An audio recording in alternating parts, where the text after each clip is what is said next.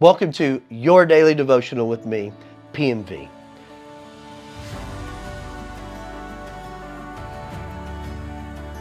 Nebuchadnezzar, king of ancient Babylon, had made a golden image that was 90 feet high.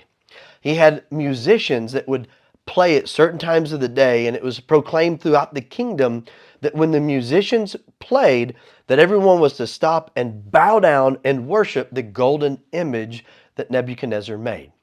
If you did not do this, then you would be cast alive into a fiery furnace. Well, Shadrach, Meshach, and Abednego were Jewish men who had been taken captive years before, but had risen to a place of prominence in Nebuchadnezzar's kingdom. They also refused to worship the gods of Babylon, and especially the golden image that was 90 feet high. So when King Nebuchadnezzar heard this, he summoned Shadrach, Meshach, and Abednego before him, and he gave them a choice: worship the golden image or be thrown into the fiery furnace. Listen to their reply in Daniel chapter 3 at the end of verse 16 and through verse 18. O Nebuchadnezzar, we have no need to answer you in this matter. If that is the case, our God whom we serve is able to deliver us from the burning fiery furnace, and he will deliver us from your hand, O king. But if not, let it be known to you, O king, that we do not serve your gods, nor will we worship the golden image which you have set up. So these three men, they believed that God could and would deliver them. But there's also something very remarkable in their response. They said, but if not. Whether they were delivered from the furnace or cast into the fiery furnace, they would only worship and serve the Lord their God. Most of us know the rest of the story. They were bound and thrown into the fire. The fire, in fact, was stoked so hot that it killed the guards that threw them in. But as Nebuchadnezzar looked into the furnace, he didn't see Shadrach, Meshach, and Abednego burn up. He saw the three of them with a fourth that looked like a son of God walking around in the furnace. So he had them brought out. The three of them came out.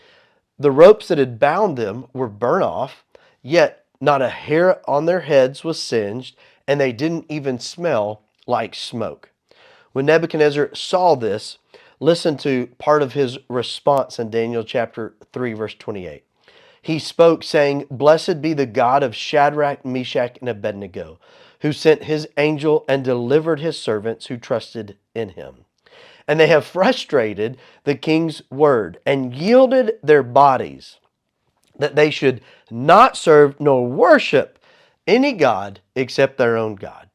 So not only did Shadrach, Meshach, and Abednego trust God, they yielded their bodies to the extent that they would not serve nor worship any god but their own.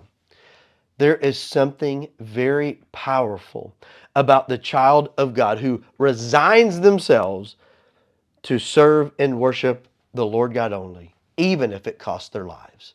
The world has never been able to answer the child of God that surrenders to God to that extent. The world cannot defeat a child of God who is fully surrendered to God's purposes.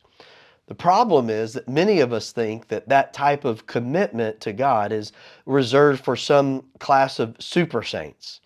But in reality, it's the only way to truly live, to truly follow Jesus Christ, to give ourselves over to him, to die that he might live his life through us. Revelation chapter 2 verse 8 reads, And to the angel of the church in Smyrna write, These things says the first and the last, who was dead and came to life. Now, the themes of Jesus being the first and the last and the one who was dead and came back to life are key to understanding Revelation chapter 1. We've already seen that. But here, Jesus identifying himself as the one who was dead and came back to life has a specific relation to Smyrna. Smyrna is the only one of the 7 churches addressed in Revelation chapters 2 through 3 that remain to this day. Its modern name is Izmir. It was an important city, boasting to be the birthplace of Homer, the author of the Iliad and the Odyssey. But in 600 BC, it was destroyed by the king of Lydia. So the city was dead, utterly wiped out. That is until 334 BC, when Alexander the Great commissioned the city to be rebuilt, to come back alive. It was completed in 290 BC by Alexander's successors, and not only was the city rebuilt, but it quickly became known as one of the most beautiful cities of the ancient world. It was built close to the harbor and stretched up Mount Pagos. The architecture of the city was absolutely famous in ancient times, and on the way up Mount Pagos, it was an impressive road. The road was known as the Street of Gold. As one walked up this street, they were greeted by temples to Greek gods such as Cybele or Zeus. And if you were to stand at the lower portion of the city and look up the mountain, the Street of Gold combined with the impressive temples, and it created an effect that made it look like the mountain was wearing a crown. Jesus, the one who was dead and is now alive, wrote to the city that had been dead but was now alive. And what was his message to the church at Smyrna? Revelation 2:9. I know your works, tribulation and poverty, but you are rich. And I know the blasphemy of those who say they are Jews and are not, but are a synagogue of Satan. First, Jesus knew their works, their tribulation, their poverty.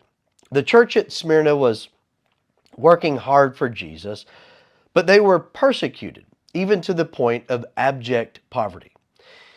In a city like Smyrna that was filled with idol worship, it would have been challenging for a Christian to make a living. This is because trade guilds all had patron gods.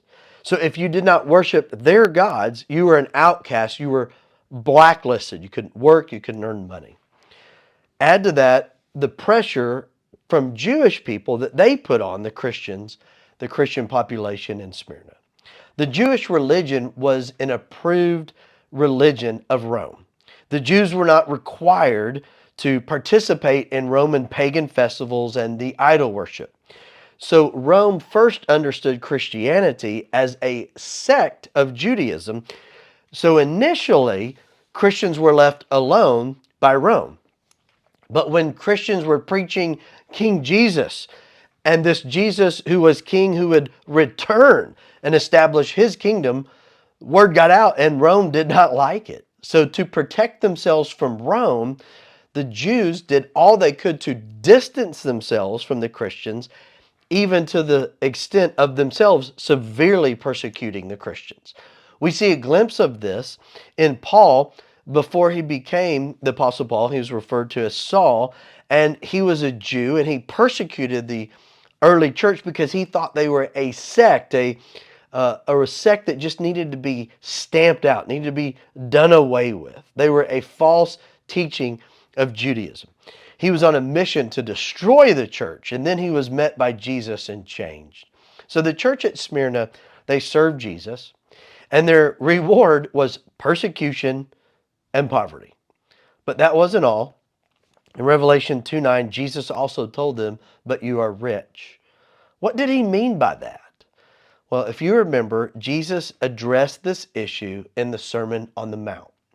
Revelation chapter 5, verses 11 through 12 are the words of Jesus. They read, blessed are you when they revile and persecute you, and say all kinds of evil against you falsely for my sake. Rejoice and be exceedingly glad, for great is your reward in heaven. For so they persecuted the prophets who were before you. Even though they were greatly mistreated by this world, the word of Jesus to them was, take heart, for great is your reward.